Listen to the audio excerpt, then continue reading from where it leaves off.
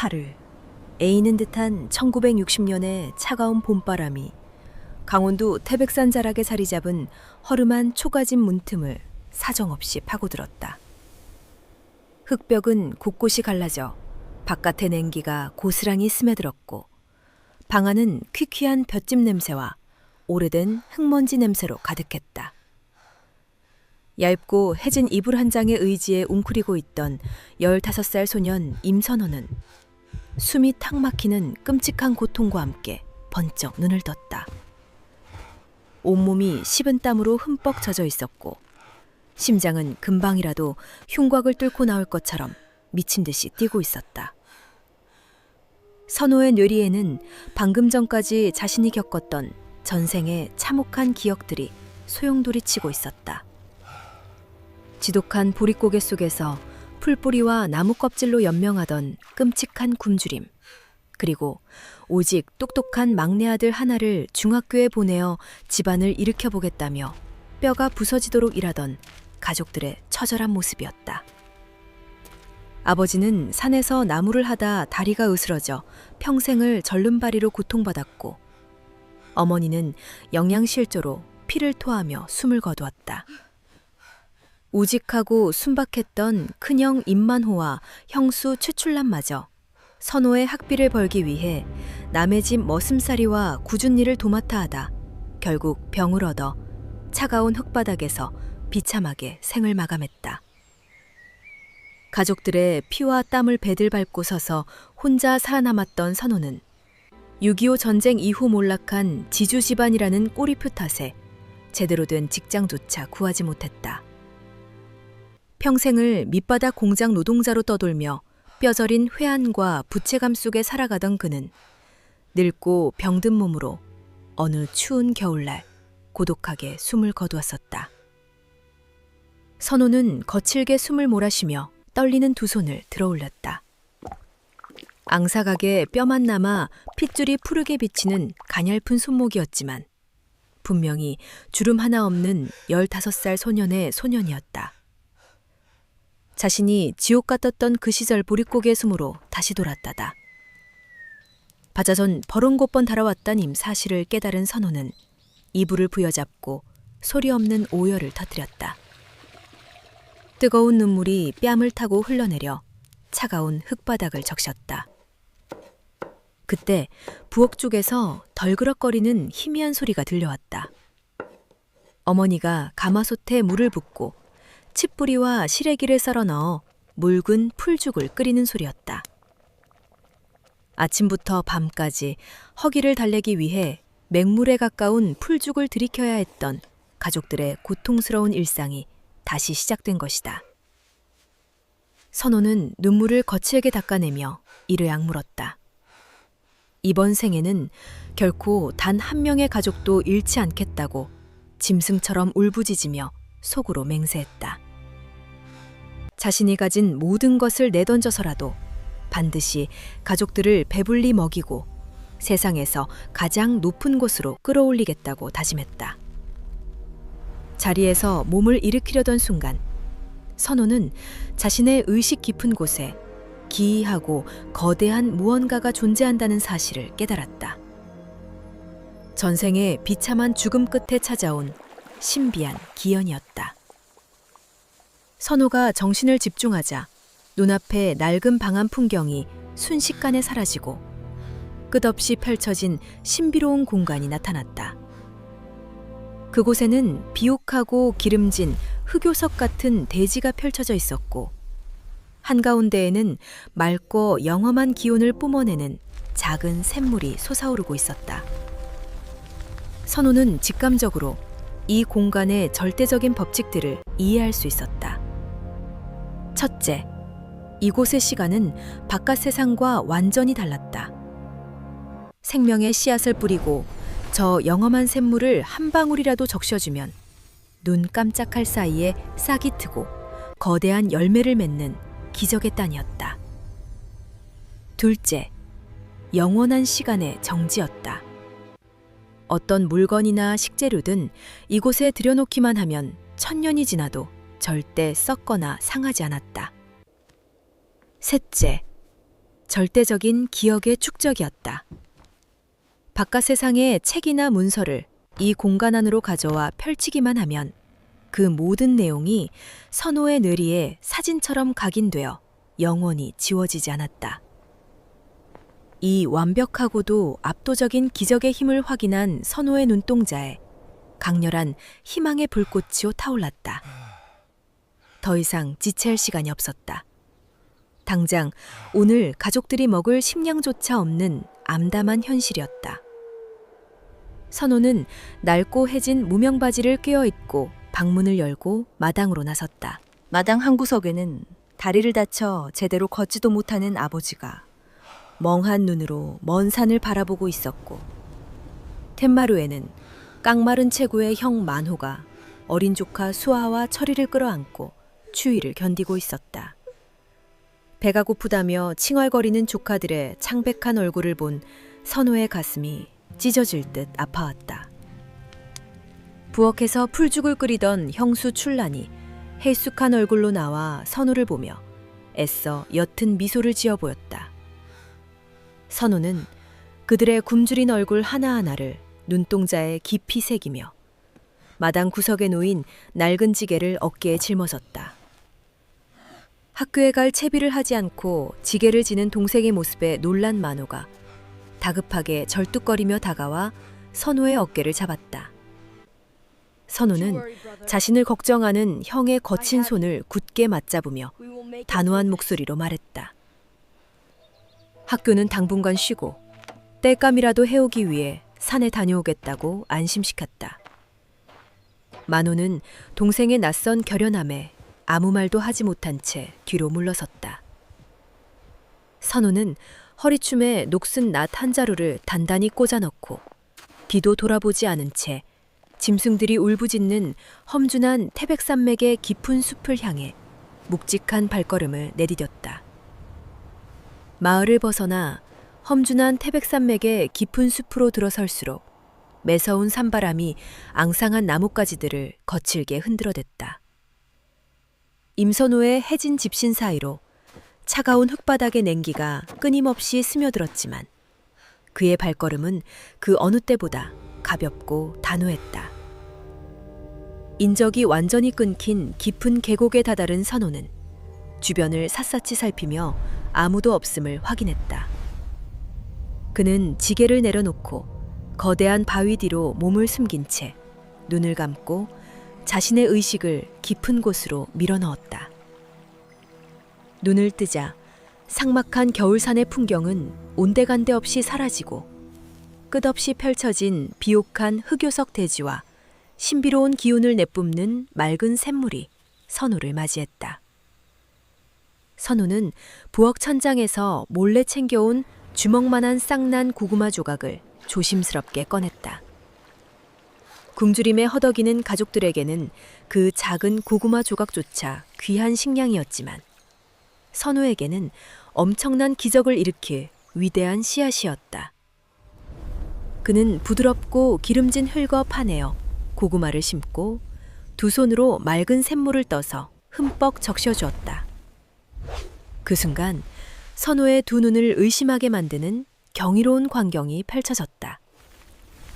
흙이 미세하게 꿈틀거리더니 순식간에 푸르고 굵은 줄기가 뻗어나오며 넓은 잎사귀들이 허공을 향해 춤을 추듯 자라났다. 땅이 쩍쩍 갈라지는 소리와 함께 흙더미가 솟아올랐다. 선호가 떨리는 손으로 흙을 걷어내자 어린아이 머리통만한 거대한 붉은 고구마들이 흙을 뚫고 무더기로 쏟아져 나왔다. 갓 캐낸 고구마에서는 코끝을 찌르는 짙고 달콤한 향기가 진동했다. 단 몇 번의 숨결이 오가는 찰나의 순간에 척박한 현실에서는 상상조차 할 수 없는 엄청난 수확을 얻어낸 것이다. 선호는 흙 묻은 고구마를 품에 안고 환희에 찬 미소를 지었다. 이것은 단순한 식량이 아니라 굶주린 산짐승들의 혼을 빼놓을 완벽한 미끼였다. 다시 현실의 태백산으로 돌아온 선호는 전생에서 평생을 험한 바닥에서 구르며 터득했던 생존 지식을 총동원했다. 그는 짐승들의 발자국과 배설물이 어지럽게 널려 있는 깎아지른 비탈진 짐승끼를 찾아냈다. 굵고 질긴 칡넝쿨을 끊어와 날카로운 낫으로 다듬고 나무 기둥과 커다란 바위를 이용해 거대하고 정교한 덫을 만들었다. 그리고 공간에서 갓 수확한 달콤한 고구마를 지식이고 잘게 부수어 함정 주변과 낭떠러지 비탈개 가장자리에 길게 흩뿌려 두었다. 고구마에서 풍기는 강렬하고 달콤한 냄새가 차가운 바람을 타고 숲속 깊은 곳으로 퍼져나갔다. 선우는 잎이 무성한 커다란 참나무 위로 기어 올라가 숨을 죽이고 때를 기다렸다. 얼마 지나지 않아 고구마 냄새에 홀린 굶주린 산토끼 2마리와 화려한 깃털을 가진 장끼 1마리가 경계심을 풀고 다가와 허겁지겁 미끼를 주워 먹기 시작했다. 당장 내려가 짐승들을 잡고 싶은 충동이 일었지만 선호는 아랫입술을 꽉 깨물며 참아냈다. 온 가족의 굶주림을 완전히 끝내기 위해서는 더 거대하고 압도적인 사냥감이 필요했다. 두어 시간이 흘러 해가 서쪽으로 기울고 산속에 짙은 그림자가 드리울 무렵 숲 깊은 곳에서 육중한 발소리와 함께 단불이 거칠게 부서지는 소리가 들려왔다. 선호의 심장이 미친 듯이 요동쳤다.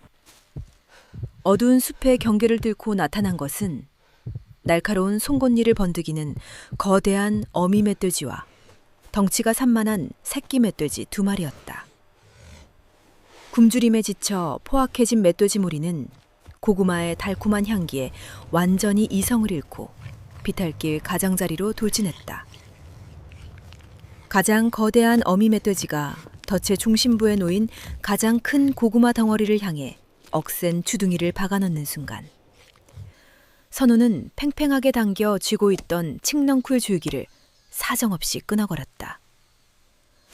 요란한 굉음과 함께 벼랑 끝에 아슬아슬하게 매달려 있던 거대한 바위가 굴러떨어지며 멧돼지 무리를 덮쳤다. 육중한 바위에 짓눌린 멧돼지들은 처절한 비명을 지르며 가파른 비탈길 아래로 곤두박질쳤다. 선우는 재빨리 나무에서 내려와 비탈길 아래로 미끄러지듯 달려갔다. 바위에 깔려 피를 흘리며 발버둥 치는 멧돼지들을 향해 날선 낫과 굵은 몽둥이를 휘둘러 단숨에 숨통을 끊어걸었다. 혹독한 추위와 배고픔 속에서 이뤄낸 피열하고도 위대한 승리였다. 성인 남성 2명이 달라붙어도 들어올리기 힘든 거대한 멧돼지 3마리와 산토끼 꿩까지 선우는 그 모든 사냥감을 자신의 신비한 공간 속으로 밀어넣었다. 그곳에서는 피비린내도 부패의 과정도 영원히 존재하지 않을 것이다. 선우는 지게 위에 마른 장작을 가득 쌓아 올리고 멧돼지 뒷다리 하나와 산토끼 2마리만 밖으로 꺼내어 장작 틈에 교묘하게 숨겼다. 붉은 노을이 태백산맥의 험준한 능선을 핏빛으로 물들일 무렵 선우는 묵직한 지게를 짊어지고 산을 내려왔다. 땀방울이 이마를 타고 턱끝으로 흘러내렸지만 발걸음은 하늘을 날 듯 가벼웠다. 멀리서 마을의 희미한 불빛이 보이고 낡은 초가집 마당에 들어섰을 때 가족들은 차가운 툇마루에 옹기종기 모여 앉아 선우를 애타게 기다리고 있었다. 마당에 무거운 지게가 쿵 소리를 내며 내려앉자 절뚝거리며 다가오던 아버지가 지게 위로 삐져나온 짐승의 누런 털을 보고 2눈을 크게 떴다.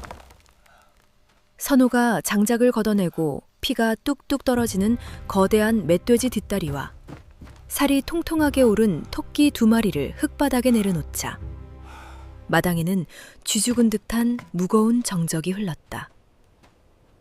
어머니는 들고 있던 깨진 바가지를 바닥에 떨어뜨렸고 형 만호와 형수 출라는 헛것을 본 듯 턱을 빠져라 입을 다물지 못했다. 굶주림에 허덕이던 조카 수아와 철이는 고기라는 말에 눈을 동그랗게 고 선호의 바지 가랑이에 매달려 침울거렸다. 선호는 산에서 나무를 하다 벼랑에서 굴러떨어져 죽은 멧돼지를 운 좋게 발견했다며 능청스럽게 웃어 보였다. 어머니는 다리에 힘이 풀려 그 자리에 털썩 주저앉은 채 어두운 밤하늘을 향해 연신 부처님 감사합니다를 외치며 굵은 눈물을 쏟아냈다. 그날 밤 다 쓰러져 가던 초가집 부엌에서는 참으로 오랜만에 매캐한 풀 터는 냄새가 아닌 구수하고 진한 짐승고기 냄새가 진동하며 피어올랐다.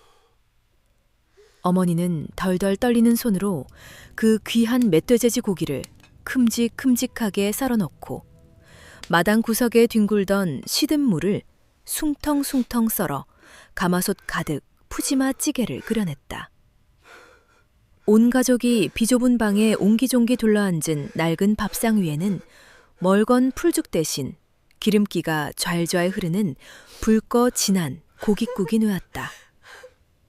아버지는 차마 숟가락을 들지 못한 채 소리 없이 굽은 어깨를 들썩이며 눈물을 흘렸고, 형과 형수는 뜨거운 눈물방울을 뚝뚝 흘리면서도 조카들의 입에 연신 고기를 밀어넣어 주었다.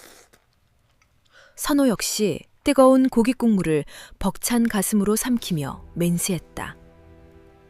이것은 자신의 가족이 겪어야 할 길고 긴 가난의 마침표이자 새로운 비상의 시작일 뿐이라고. 다시는 이 비좁은 방 안에 배고픔에 뼈저린 눈물이 흐르는 일은 없을 것이라고 속으로 끝없이 다짐하고 또 다짐했다. 기름진 멧돼지 고깃국으로 10년 묵은 지독한 굶주림을 달랜 다음 날 아침, 초가집 마당에는 여전히 차가운 서리가 하얗게 내려앉아 있었다. 임선호는 방문을 열고 나오다 마당 한 구석에서 낡은 지게를 어깨에 매려다 고통에 일그러진 얼굴로 주저앉는 아버지를 보며 걸음을 멈췄다. 아버지는 수년 전 산에서 땔감을 구하다 구르는 바위에 깔려 오른쪽 다리뼈가 산산조각이 나는 끔찍한 사고를 당했었다. 찢어지게 가난했던 살림 탓에 읍내 병원은커녕 제대로 된 약초 한 첩 써보지 못했고 결국 부러진 뼈가 어긋난 채 굳어버려 평생을 절름발이로 살아야 하는 가혹한 형벌을 받게 되었다. 통증이 심해지는 추운 겨울이나 비가 오는 날이면 아버지는 밤새 신음하며 방바닥을 뒹굴었고, 그 소리를 들으며 자라야 했던 전생의 선호는 무능한 자신을 저주하며 가슴에 깊은 한을 품었었다. 이제 배고픔이라는 가장 시급한 불을 껐으니 다음으로 해결해야 할 일은 명백했다. 선호는 주먹을 꽉 쥐며 망설임 없이 발걸음을 돌려 헛간으로 향했다. 아무도 없는 어두운 헛간에서 선호는 신비한 공간으로 의식을 밀어넣었다. 어제 사냥한 거대한 멧돼지의 사체는 시간의 흐름이 완벽하게 멈춘 그 공간 안에서 여전히 붉은 핏기와 신선함을 고스란히 간직하고 있었다. 선호는 예리한 낫을 들어 가장 살이 많고 육질이 좋은 멧돼지 뒷찍다리 하나를 통째로 잘라내어 새끼줄로 단지로 잘라내어 새끼줄로 단단히 묶었다. 성인 남자의 허벅지만 한 거대한 핏덩어리를 어깨에 둘러맨 선우는 묵직한 무게감을 느끼며 마을 어귀를 향해 걸음을 옮겼다.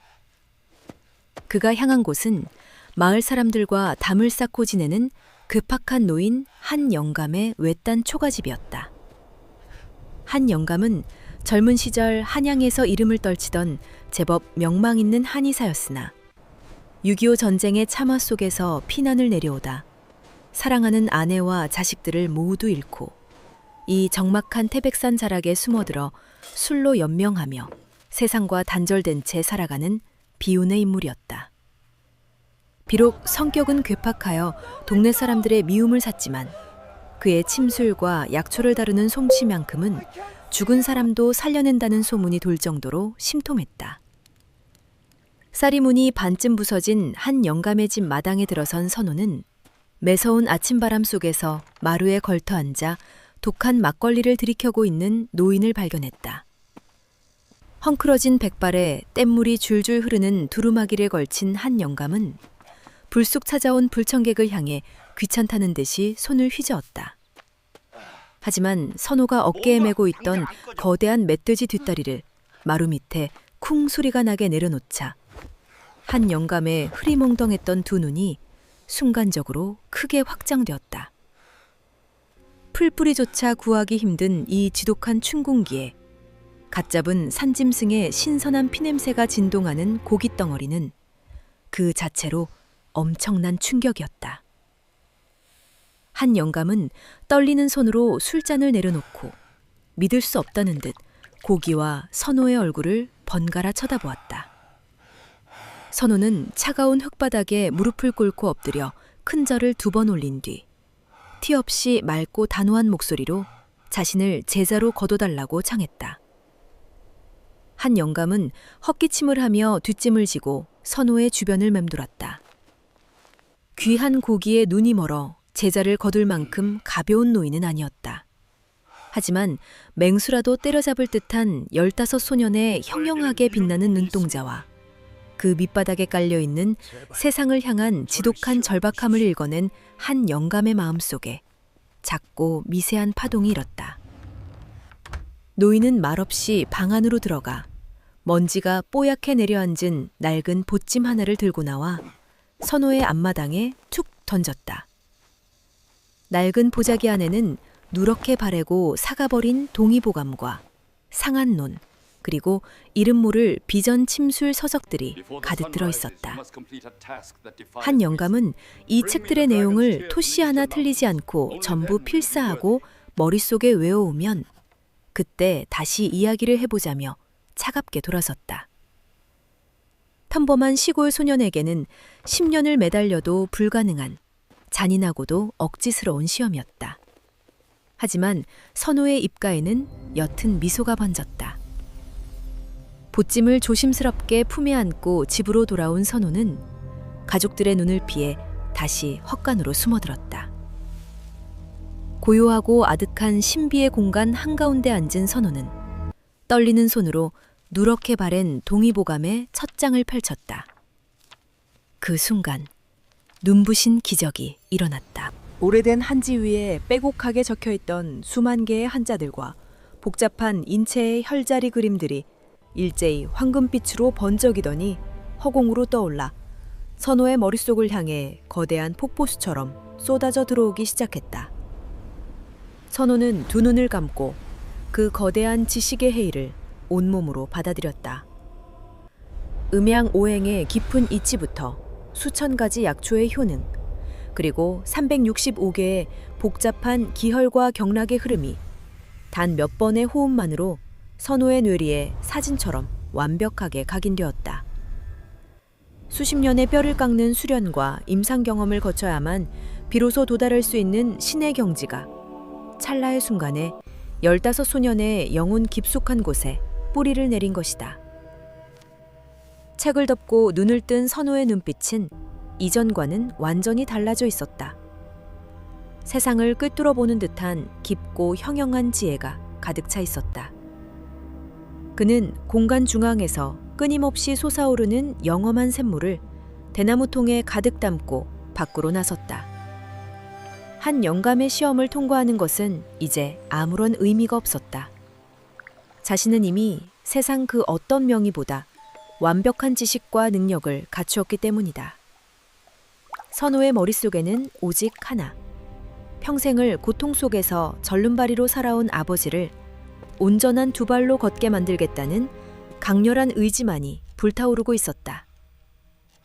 선호는 부엌에서 어머니가 애지중지 아끼던 반지꼬리 속의 굵은 바늘들을 찾아내어 신비한 샘물에 담가 소독하기 시작했다. 기적의 의술이 태백산맥의 작은 초가집에서 그 위대한 천막을 올릴 준비를 마친 것이다. 깊은 밤, 태백산맥의 매서운 칼바람이 창호지를 사정없이 흔들어대고 있었지만 임선호의 방 안은 묘한 긴장감과 열기로 가득 차 있었다. 모두가 잠든 고요한 시간, 선호는 희미하게 타오르는 호롱불 앞에 홀로 앉아 숨을 죽였다. 그의 앞에는 어머니의 낡은 반지꼬리에서 몰래 빼는 굵고 투박한 쇳바늘 10여 개가 가지런히 놓여 있었다. 선호는 신비한 공간에서 떠온 맑고 영험한 샘물에 바늘들을 깊숙이 담갔다가 꺼내어 붉게 타오르는 호롱불 불꽃 위로 조심스럽게 달구었다. 평범한 바느질 도구에 불과했던 쇳바늘들은 기적의 샘물과 뜨거운 불길을 거치며 세상 그 어떤 명의의 침보다 더 정교하고 강력한 생명의 도구로 거듭나고 있었다.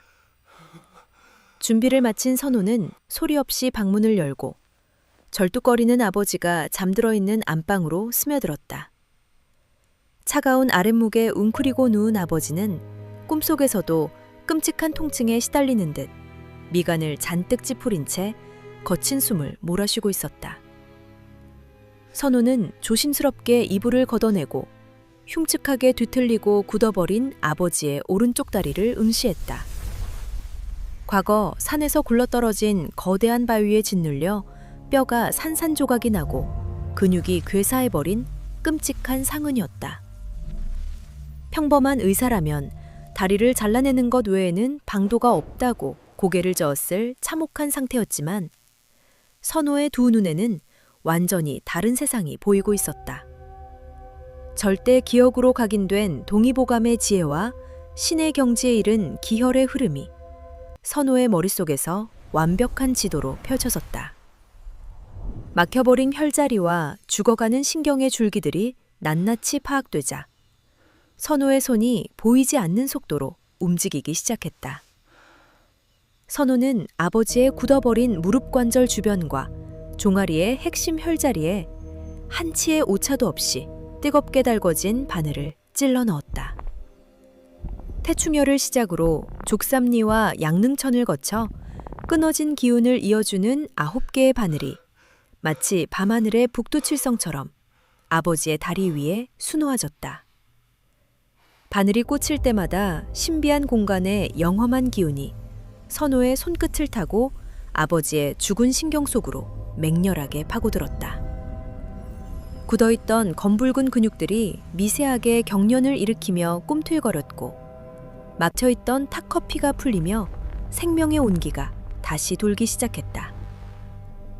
선우는 미리 찧어둔 눈비한 공간에 약초와 샘물을 섞어 만든 검푸른 진흙 형태의 고약을 바늘 주위로 두툼하게 발라주었다. 그때 극심한 통증 대신 생전 처음 느껴보는 후끈한 열기에 놀란 아버지가 번쩍 눈을 떴다. 아버지는 자신의 다리에 무수히 꽂힌 바늘과 그 앞에 땀을 주고 앉아있는 막내 아들의 모습에 경악하여 소리를 지르려 했지만 선우가 재빨리 다가가 아버지의 거친 손을 굳게 맞잡았다. 선우는 한 영감에게서 얻어온 비상의 약초와 침술이라며 아버지를 안심시켰고 그 든든하고 확고한 아들의 눈빛에 아버지는 홀린 듯이 고개를 끄덕이며 다시 깊은 잠에 빠져들었다. 그날 밤을 시작으로 기적을 향한 선호의 처절한 사투는 매일 밤 어김없이 이어졌다. 낮에는 땔감을 구한다는 핑계로 산에 올라 공간 속의 약초를 돌보았고 밤이 되면 가족들 몰래 아버지의 다리에 은침을 놓고 죽은 살을 도려내며 새 살을 돋게 하는 영약을 발랐다. 불과 보름이라는 짧은 시간이 흘렀을 뿐이지만 그토록 고통스럽게 밤을 지새우던 아버지의 신음소리가 마법처럼 사라졌다. 검게 죽어있던 피부에는 붉은 혈색이 돌기 시작했고 나무 토막처럼 굳어있던 발가락이 미세하게 까닥거리며 움직였다. 그리고 마침내 온 가족의 운명을 영원히 기바꿔 놓을 운명의 아침이 밝아왔다. 매서운 겨울바람이 잦아들고 따스한 봄햇살이 초가집 마당을 비추던 그날 아침. 부엌에서 아침상을 차리던 어머니와 텐마루에서 집신을 삼던 형 만호는 안방문이 열리는 소리에 무심코 고개를 돌렸다. 그리고 그들은 자신들의 두 눈을 의심하며 그 자리에 돌부처처럼 굳어버렸다. 10년 가까이 나무 지팡이에 의지한 채 한쪽 다리를 질질 끌며 고통스럽게 걸음을 옮기던 아버지가 지팡이를 방구석에 내팽개친 채 너무나도 온전하고 꼿꼿한 두 다리로 땅을 굳건히 딛고 마당으로 걸어 나오고 있었다. 흉측하게 비틀려 있던 오른쪽 다리는 기적처럼 곧게 펴져 있었고 걸음걸이에는 묵직한 힘이 실려 있었다. 어머니는 들고 있던 놋그릇을 바닥에 떨어뜨리며 털썩 주저앉았고 짐승처럼 울부짖으며 마당의 흙을 맨손으로 파헤치며 통곡하기 시작했다. 만호 역시 집신을 내던지고 달려와 아버지의 다리를 끌어안고 어린아이처럼 목 놓아 울었다. 우물가에서 물을 깃던 형수 출란도 물동이를 내팽개치고 달려와 조카들을 끌어안고 기쁨의 눈물을 흘렸다. 아버지는 자신의 두 발로 단단한 흙바닥을 지식이며 믿을 수 없다는 듯 하늘을 우러러보며 뜨거운 눈물을 쏟아냈다. 선호는 마루 기둥에 기대어 그 기적 같은 광경을 조용히 지켜보고 있었다. 자신이 해냈다는 벅찬 환희와 전생의 깊은 한이 씻겨 내려가는 짜릿한 카타르시스가 선호의 온몸을 휘감았다. 한 영감님의 은혜 덕분이라며 겸손하게 고개를 숙이는 선호의 등 뒤로 따사로운 아침 햇살이 눈부시게 쏟아져 내리고 있었다. 이제 즐기고 즐기던 가난과 병마의 사슬을 끊어낸 임선호 가족 앞에는 읍내라는 더 거대하고 눈부신 무대가 그들을 기다리고 있었다. 아버지의 기적 같은 완쾌로 집안에 웃음꽃이 피어난 것도 잠시. 임선호의 시선은 이미 비좁은 초가집 마당을 넘어 저 멀리 번화한 읍내를 향하고 있었다. 당장의 굶주림은 면했지만 언제 다시 가난의 늪에 빠질지 모르는 살얼음판 같은 현실이었다.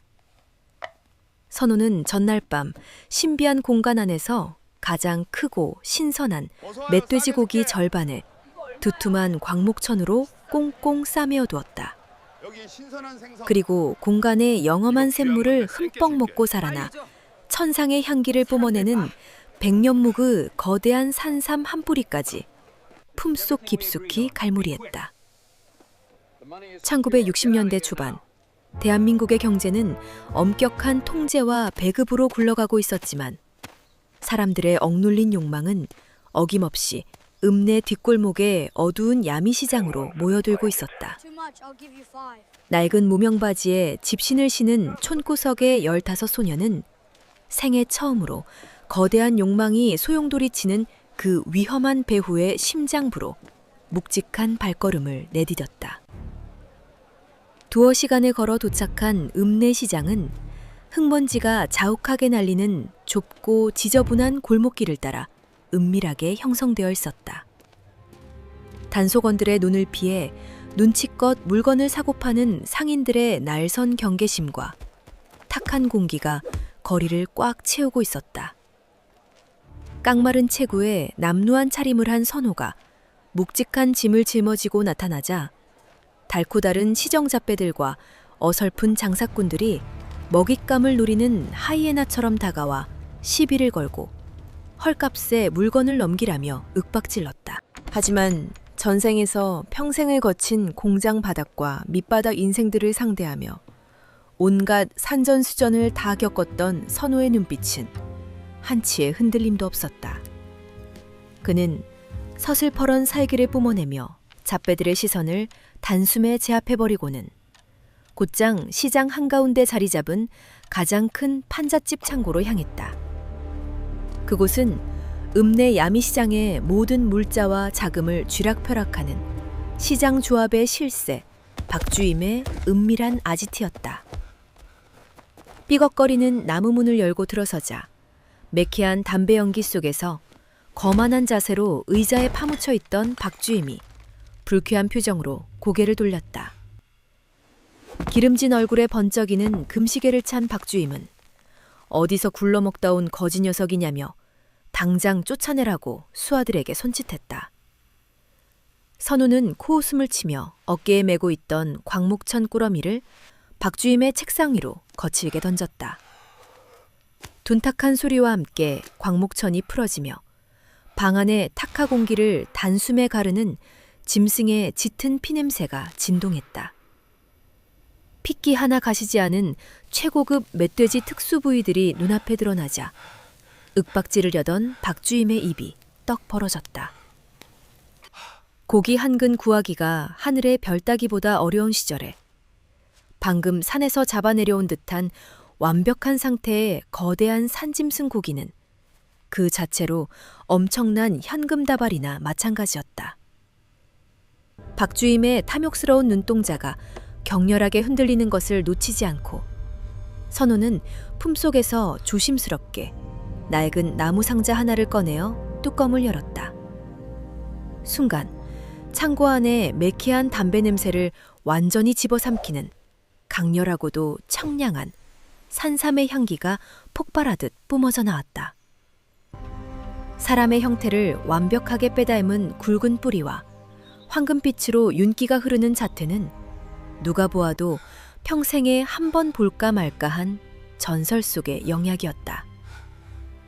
꿀꺽하고 마른 침을 삼키는 박주임의 얼굴은 이미 경악을 넘어 환희로 물들어 있었다. 박주임이 떨리는 손을 뻗어 산삼을 만지려던 찰나 선호가 차갑게 나무 상자를 닫아버렸다. 선호는 박주임의 안색과 미세하게 떨리는 손끝 그리고 구부정한 자세를 꿰뚫어보며 그가 10년 넘게 극심한 심경통과 의장병으로 밤잠을 설치고 있다는 사실을 단번에 짚어냈다. 자신의 치부를 정확히 찌르는 15소년의 예리한 통찰력에 박주임은 등골이 오싹해지는 것을 느꼈다. 선호는 동의보감의 절대지식을 바탕으로 박주임의 막힌 혈자리를 짚어주며 당장 내일 죽어도 이상하지 않을 몸 상태라고 차갑게 경고했다. 공포에 질린 박주임이 바닥에 주저앉아 살려달라고 애원하자 선호는 신비한 공간에 샘물에 적신 은침을 꺼내어 그의 어깨와 등 쪽 핵심 혈자리에 거침없이 찔러 넣었다. 단 한 번의 시술이었지만 10년을 괴롭히던 지독한 통증이 씻은 듯이 사라지고 온몸에 뜨거운 활력이 도는 기적을 경험한 박주임은 선호를 향해 넙죽 엎드려 큰 절을 올리며 은인이라 부르짖었다. 완벽하게 박주임의 영혼까지 굴복시킨 선호는 자비 없는 거래를 시작했다. 고기와 산삼, 그리고 목숨을 구원해준 대가로 박주임의 창고에 쌓여있던 가장 값비싼 물건들이 쏟아져 나왔다. 가족들의 줄임배를 영원히 채워줄 눈부시게 하얀 쌀이 가득 담긴 가마니들은 기본이었고 반시 시골 마을에서는 군수나 지주들조차 쉽게 구하지 못했던 최고급 검은색 싱어미싱 한 대와 은빛으로 번쩍이는 삼천리 자전거까지 선호의 손에 들어왔다. 거기에 두툼한 빳빳한 지폐다발과 고급 가죽 손목시계까지 더해지자 선호는 그제야 만족스러운 미소를 지으며 고개를 축혀세웠다. 해질녘 붉게 타오르는 저녁 노을을 등지고 야미시장 골목을 빠져나오는 은빛 자전거의 페달을 밟는 선호의 뒷모습은 더 이상 굶주림에 허덕이던 나약한 소년이 아니었다. 짐칸에는 쌀가마니와 번쩍이는 미싱이 단단하게 묶여 있었고 그의 주머니에는 세상을 움직일 수 있는 막대한 돈이 들어있었다. 불과 며칠 만에 촌구석의 가장 밑바닥 인생에서 읍내 뒷골목에 최고 실세마저 굴복시킨 거대한 포식자로 다시 태어난 것이다. 자전거가 일으키는 흙먼지 너머로 선호의 입가에 차가우면서도 뜨거운 승리의 미소가 번졌다. 하지만 선호의 거침없는 질주는 이제 겨우 첫 시동을 걸었을 뿐이었다. 해질녘의 붉은 노을이 읍내의 흙먼지 날리는 비포장 도로를 핏빛으로 길게 물들이고 있었다. 임선호는 은빛으로 반짝이는 새 삼천리 자전거의 페달을 밟으며 어두침침한 야미시장 골목을 여유롭게 빠져나왔다. 자전거 뒷자리에는 빳빳한 광목천으로 단단히 묶인 하얀 쌀 가마니들과 묵직한 검은색 싱어미싱이 산더미처럼 쌓여 있었다. 굶주림에 허덕이던 총구석의 15소년이 단 하루 만에 이루어낸 엄청난 부의 축적이었지만 이 막대한 재산을 온전히 고향집 마당까지 끌고 가기 위해서는 반드시 넘어야 할 거대한 산이 하나 더 남아 있었다. 당시 1960년대 초반의 대한민국은 군사정권의 엄격한 통제 경제 체제 아래 놓여 있었고 개인이 허가 없이 대량의 식량이나 사치품을 운반하는 것은 엄벌에 처해지는 중범죄였다. 읍내를 벗어나 산골마을로 이어지는 비포장도로의 길목마다 매서운 눈초리의 경찰들이 불심 검문을 서고 있었고 어설프게 야미시장을 빠져나오던 장사꾼들은 어김없이 그들의 호각 소리에 무릎을 꿇고 모든 재산을 압수당하기 일쑤였다.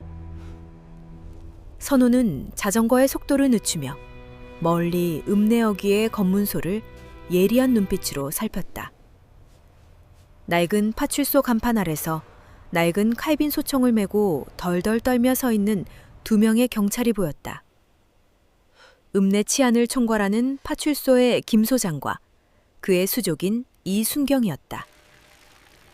평범한 밀수꾼이라면 어떻게든 산길로 우회하여 도망치려 했겠지만 전생의 뼈저린 경험을 통해 권력의 생리를 누구보다 뼛속 깊이 통달하고 있던 선호는 피식 헛웃음을 흘렸다. 그는 오히려 자전거의 페달을 힘차게 밟아 경찰들이 버티고 서 있는 검문소 정면을 향해 당당하게 돌진했다. 거침없이 다가오는 자전거의 엄청난 짐더미를 발견한 김 소장과 이순경은 먹잇감을 발견한 사냥개처럼 눈을 번뜩이며 날카로운 호각을 불어대고 곤봉을 치카대며 선호의 앞을 가로막았다. 어디서 도둑질을 해온 물건이냐며 윽박지르는 경찰들의 서슬퍼런 위협 앞에서도 선호는 한치의 두려움 없이 자전거를 세웠다. 그리고는 천연덕스러운 미소를 지으며 품속 깊은 곳에서 두툼하게 포장된 기름종이 꾸러미 하나를 조심스럽게 꺼냈다.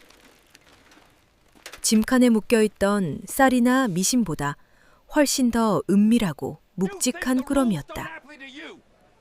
선호가 기름종이를 조심스럽게 벗겨내자 혹한의 칼바람 속에서도 얼어붙지 않은 선홍빛 핏기와 눈꽃처럼 하얀 지방층이 선명하게 박혀있는 최고급 멧돼지 삼겹살과 특수 부위들이 자태를 드러냈다. 신비한 공간 속에서 갓 꺼내어 산짐승 특유의 신선한 피냄새와 구수한 육향을 미친 듯이 뿜어내는 그 고깃 덩어리들은 쥐꼬리만한 공무원 월급으로는 명절날에도 구경조차 하기 힘든 엄청난 사치품이자 권력의 상징이었다. 당장이라도 수갑을 채울 듯 으르렁거리던 김 소장과 이순경의 두 눈이 고깃덩어리에 꽂히는 순간 그들의 험악했던 표정은 봄눈 녹듯 처참하게 무너져 내렸다. 선호는 두 사람에게 허리를 깊숙이 굽히며 능청스럽고도 정중한 목소리로 입을 열었다. 이렇게 뵙게 되어 영광입니다. 추운 겨울날 읍내의 치안을 위해 밤낮으로 고생하시는 소장님과 순경 형님을 위해 산에서 직접 잡은 짐승의 가장 맛있는 부위만 골라왔노라며 그 귀한 고기 꾸러미를 김 소장의 두 손에 공손하게 쥐어주었다. 15살 촌놈의 입에서 나오는 소장님, 순경 형님이라는 친근하면서도 철저하게 계산된 호칭과 손바닥을 짓누르는 묵직한 고기의 감촉에 두 부패한 권력의 하수인들은 완전히 이성을 잃고 환한 웃음을 터뜨렸다. 김 소장은 주변의 눈치를 살피며 고기 꾸러미를 자신의 외투 속으로 재빨리 감추고는 선호의 어깨를 친형제처럼 다정하게 두드렸다. 김 소장은 파출소 안으로 들어가 수첩을 찢어 휘갈겨 쓴 특별 통인증 하나를 선호의 손에 쥐어주었다. 이 종이 한 장이면 읍내를 넘어 강원도 일대의 그 어떤 경찰 검문소에서도 무사히 통과할 수 있는 완벽한 면죄부이자 권력의 보증수표였다. 옆에서 입맛을 다시며 고기 콩고물을 기대하던 이 순경 역시 선호의 얇은 무명 저고리를 보며 혀를 끌끌 차더니 자신이 입고 있던 두툼하고 질긴 미군용 야전 상의를 벗어 선호의 어깨에 덮어주었다. 당시 미군 부대에서 흘러나온 이 짙은 국방색 야전 상의는 칼바람을 완벽하게 막아주는 최고의 방한복이자 귓골목에서는 돈을 주고도 구하기 힘든 힘과 권력의 상징이었다. 선우는 커다란 야전 상의에 깃을 세우며 두 사람에게 깍듯하게 인사를 올리고 다시 자전거의 페달을 밟았다. 읍내를 뒤로하고 어두운 산길로 접어드는 선우의 입가에는 짙고도 서늘한 미소가 맴돌고 있었다.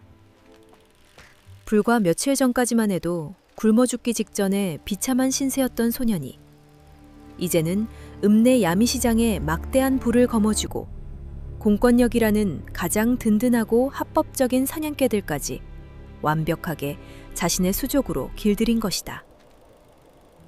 묵직한 미군용 야전상의 안으로 스며드는 것은 더 이상 태백산맥의 차가운 눈바람이 아니었다. 그것은 세상을 자신의 발밑에 두고 쥐락펴락할 수 있다는 거대한 권력의 따뜻한 온기이자 앞으로 펼쳐질 찬란한 제국의 완벽한 서막이었다. 은빛 자전거의 바퀴가 거친 흙바닥을 힘차게 차고 나가며 칠흑 같은 어둠 속을 거침없이 돌파하고 있었다. 태백산맥의 험준한 산자락에 자리 잡은 산골 마을에는 일찌감치 칠흑 같은 어둠이 내려앉아 있었다. 가난한 마을 사람들은 등잔불 기름조차 아끼기 위해 해가 떨어지기가 무섭게 차가운 방구석에 웅크리고 잠을 청했다. 정막만이 감도는 마을 어귀의 비포장도로 위로 난생 처음 들어보는 경쾌하고도 낯선 금속성 마찰음이 울려 퍼지기 시작했다. 거친 흙바닥을 힘차게 구르는 삼천리 자전거의 튼튼한 바퀴소리였다. 마을 개들이 낯선 소리에 맹렬하게 지저대기 시작했고 잠결에 뒤척이던 이웃들은 도둑이라도 들었나 싶어 문틈으로 조심스럽게 고개를 내밀었다. 그리고 그들의 흐리멍덩했던 두 눈은 찢어질 듯 커지며 경악으로 물들었다. 어두운 밤안개를 뚫고 마을 중앙의 좁은 골목길을 당당하게 가로지르는 것은 다름 아닌 동네에서 가장 가난하고 천대받던 몰락한 지주 집안의 막내 아들 임선호였다. 선호의 깡마른 어깨 위에는 읍내 파출소 순경이나 입고 다닐 법한 두툼하고 위압적인 미군용 야전 상의가 걸쳐져 있었고 그가 끌고 온 은빛 자전거의 뒷장이에는 성인 남성 2명이 들어도 벅찬 거대한 하얀 쌀가마니들과 달빛을 받아 검고 영롱하게 빛나는 최고급 싱어 미싱이 산더미처럼 쌓여 있었다. 당시 시골 마을에서 자전거 한 대는 소 한 마리와 맞먹는 엄청난 재산이었고 하얀 쌀가마니와 미싱은 평생을 뼈 빠지게 일해도 만져보기 힘든 부와 사치의 절대적인 상징이었다. 마을 제일의 부자라는 이장집조차 감히 상상할 수 없는 엄청난 물건들이 가장 비참하게 굶어 죽어가던 선원의 초가집 마당으로 당당하게 들어서고 있었다. 선호가 짐을 싣고 마당에 들어서자 걱정으로 밤을 지새우던 온 가족이 버선발로 뛰쳐나왔다. 기적처럼 다리가 완치되어 두 발로 우뚝 선 아버지는 자전거에 묶인 거대한 쌀가마니를 보고 숨을 헐떡이며 말을 잇지 못했고 어머니는 마당 한가운데에 내려진 번쩍이는 검은색 싱어미싱의 매끄러운 몸통을 떨리는 손으로 어루만지며 그 자리에 털썩 주저앉아 오열하기 시작했다. 평생 낡은 바늘 하나로 온 가족의 해진 옷을 기우며 피눈물을 삼켰던 어머니에게 그 미싱은 세상 어떤 보석보다 찬란한 구원이었다. 순박한 형 만호는 자신의 뺨을 꼬집어 보며 이것이 꿈인지 생시인지 확인했고 형수 출라는 조카들을 끌어안고 기쁨의 눈물을 쏟아냈다. 선호는 미군용 야전 상의를 벗어 아버지의 어깨에 덮어드리며 읍내의 높으신 분의 병을 고쳐주고 정당하게 받아온 물건들이니 아무 걱정하지 마시라며 가족들을 안심시켰다. 마당의 소란스러움에 이끌려 하나둘씩 살인문 밖으로 몰려든 이웃들의 얼굴에는 지독한 질투와 경악, 그리고 믿을 수 없다는 허탈감이 교차하고 있었다. 불과 며칠 전까지만 해도 지주 집안의 핏줄이라며 손가락질하고 보릿고개에 굶어 죽어가는 선원의 가족을 비웃으며 냉수수 한 그릇 적선하지 않던 그들이었다. 특히 선호의 어머니를 대놓고 무시하던 앞집 여편네와 선호 아버지가 다리를 다쳤을 때 쌀 한 줌 빌려주지 않고 매몰차게 문전박대했던 먼 친척 아재는 눈앞에 펼쳐진 엄청난 부의 상징들을 보며 부러움에 입술을 파르르 떨었다. 그들은 뻔뻔하게도 마당 안으로 슬금슬금 기어들어와 선호의 어머니에게 형님이라 부르며 간사한 웃음을 흘렸고, 선호의 자전거를 만지작거리며 어디서 이런 귀한 것을 났냐며 비굴하게 아부를 떨기 시작했다. 하지만 선호의 눈빛은 한겨울의 서리보다 차가웠다. 전생에서 자신의 가족이 피를 토하며 죽어갈 때 철저하게 외면하고 비웃었던 저들의 추악한 본성을 선호는 뼛속 깊이 기억하고 있었다. 선호는 차가운 목소리로 밤이 늦었으니 그만 돌아가시라며 이웃들의 가식적인 호의를 단칼에 베어버렸다. 15살 소년의 입에서 나오는 서늘하고도 압도적인 기백에 마을 사람들은 꿀먹은 벙어리가 되어 쫓기듯 마당을 빠져나갔다. 그들의 등기로 선호가 쾅 하고 살인문을 굳게 닫아버리는 소리가 매몰차게 울려 퍼졌다. 그날 밤 쓰러져 가던 초가집 방 안에서는 기적 같은 잔치가 벌어졌다. 가마솥에서는 눈부시게 하얀 쌀밥이 구수한 냄새를 풍기며 끓어올랐고, 며칠 전 잡아둔 멧돼지 고기가 풍성하게 썰려 상에 올랐다. 풀죽 대신 기름진 고기와 찰진 쌀밥을 입에 밀어넣으며 가족들은 서로의 얼굴을 바라보며 감격의 눈물을 흘렸다. 방 한 구석에는 든든한 쌀가마니가 산처럼 쌓여 있었고, 어머니의 손이 닿는 곳에는 눈부신 미싱이 자리 잡고 있었다. 바깥에는 매서운 태백산맥의 겨울바람이 여전히 휘몰아치고 있었지만 선호의 비좁은 방 안만큼은 세상 그 어떤 궁궐보다 따뜻하고 풍요로웠다. 선호는 밥통을 싹싹 비워내는 조카들의 머리를 쓰다듬으며 조용히 다짐했다. 이제 겨우 배고픔을 면했을 뿐이다. 자신의 위대한 능력과 읍내에 심어놓은 권력의 씨앗들을 이용해 큰형 만호와 형수 출란을 가장 화려한 읍내로 진출시키고 이 가난한 총구석의 운명마저 자신의 발밑에 두고 완벽하게 지배하겠다고 말이다. 선호의 형한 눈동자 속에는 이미 읍내를 넘어 더 거대한 세상을 향한 거침없는 정복의 청사진이 그려지고 있었다.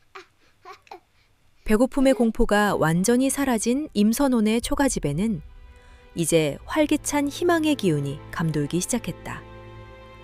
하얀 쌀밥과 고깃국으로 기력을 회복한 가족들은 하루가 다르게 혈색이 좋아졌다. 선호의 다음 계획은 순박하고 성실한 큰형 임만호와 형수 최출란을 지독한 흙바닥의 농사일에서 벗어나게 하여 번듯한 읍내의 노동자로 탈바꿈시키는 것이었다. 선호는 자신의 머릿속에 각인된 절대 기억 능력을 통해 미래의 지식들을 차분히 떠올렸다. 당시 1960년대 초반에는 아이들을 위한 장난감이나 육아용품이 턱없이 부족하고 조잡했다. 선호는 신비한 공간 안에서 기억해낸 미래에 바퀴 달린 아동용 보행기와 정교하고 안전한 나무 장난감의 도면을 숫덩이로 쓱쓱 그려 만호에게 내밀었다. 만호는 비록 글은 몰랐지만 낫과 톱으로 나무를 다루는 손재주만큼은 타의 추종을 불허하는 타고난 목수였다. 동생이 그려준 기발하고 정교한 도면을 본 만호의 흐리멍텅했던 눈빛이 장인의 빛으로 반짝이기 시작했다. 그는 헛간에 틀어박혀 선호가 태백산 깊은 곳에서 베어온 단단하고 질 좋은 나무들을 정성껏 깎고 다듬었다. 며칠 밤낮을 밥 먹는 시간도 아껴가며 매달린 끝에 아이들이 다치지 않도록 모서리가 매끄럽게 처리되고 튼튼한 나무 바퀴가 달린 훌륭한 보행기와 동물 모양의 장난감들이 완성되었다. 선호는 형이 땀 흘려 만든 첫 작품들을 은빛 자전거 짐칸에 조심스럽게 싣고 다시 읍내를 향해 페달을 밟았다. 선호가 향한 곳은 읍내에서 가장 부유한 사람들이 몰려있는 번화가의 시장거리였다. 며칠 전 야미시장의 절대 권력자인 박주임과 파출소 경찰들을 완벽하게 구워 삶아 놓은 덕분에 읍내에서 선호의 앞길을 막거나 시비를 거는 자는 아무도 없었다. 선호는 박주임의 강력한 추천을 등에 업고 읍내 최고급 잡화점의 진열대 가장 좋은 자리에 만호가 만든 장난감과 보행기를 당당하게 올려놓았다. 시장의 반응은 폭발적이었다. 투박한 흙장난이나 지프로 엮은 인형이 전부였던 척박한 시절에 튼튼하고 정교하며 아이들의 안전까지 고려한 나무 장난감은 읍내 관공서 직원들과 부유층 사모님들의 닫힌 지갑을 단숨에 열어젖혔다. 물건이 진열되기가 무섭게 팔려나가며 없어서 못 팔 지경에 이르자 읍내에서 가장 큰 규모를 자랑하는 목재 가구 공장의 사장이 직접 잡화점으로 선호를 찾아왔다. 깐깐하기로 소문난 사장은 장난감의 마감 처리와 이음새를 살펴보고는 혀를 내두르며 이 물건을 만든 솜씨 좋은 기술자를 당장 자신의 공장으로 데려오라며 파격적인 월급과 함께 가구 공장의 주임 자리를 덥석 제안했다.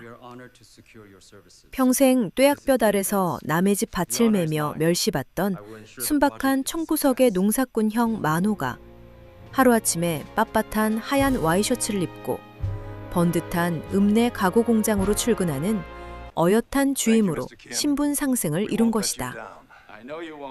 만호의 눈부신 성공에 이어 선호는 형수 출란의 인생도 완벽하게 개조하기 위한 작업에 착수했다. 선호는 야미시장에서 벌어들인 막대한 현금 다발과 박주임 그리고 파출소 김 소장의 강력한 뒷배경을 총동원했다. 뇌물과 은밀한 청탁이 오가는 읍내의 부패한 권력 생태계를 자신의 수족처럼 완벽하게 다룬 선호는 마침내 읍내 여성들이 가장 선망하는 직장인 중앙종합백화점의 정식 점원 자리를 출란에게 쥐어주는 데 성공했다.